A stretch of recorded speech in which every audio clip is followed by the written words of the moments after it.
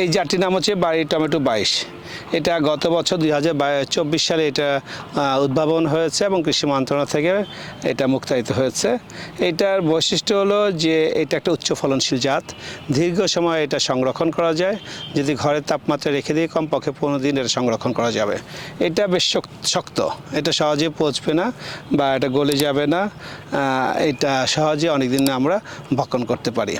RT হলো যে এটার ওজন হচ্ছে, একটা ফলের ওজন হচ্ছে 110 থেকে 120 গ্রাম।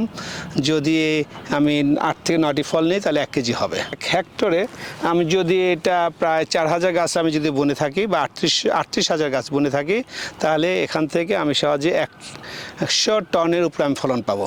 এটা রোগবালাই প্রতিরোধী, যেমন মনে করেন যে ভাইরাস রোগ প্রতিরোধী, ব্যাকটেরিয়াল উইল্ট যে একটি রোগ হয়ে থাকে, গাছ ঢলে পড়ে যায়, সেই রোগ এটা প্রতিরোধী।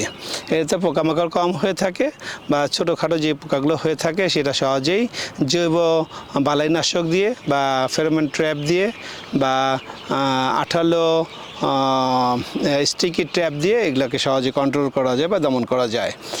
আর এটা কনজিউমার এটা ভক্ষণ করে তৃপ্ত হবেন, কারণ এটা খুব সুস্বাদু একটি ফল এবং এটার মাংস যেহেতু বেশি, এটার থেকে কেউ যদি জ্যাম আচার এগুলো করতে চান, সস করতে চান, তাহলে এটা সহজেই এটা থেকে ওনারা তৈরি করতে পারবেন। একটা ভালো একটা ফলন পাবেন, এখান থেকে ভালো একটা প্রোডাক্ট পাবেন।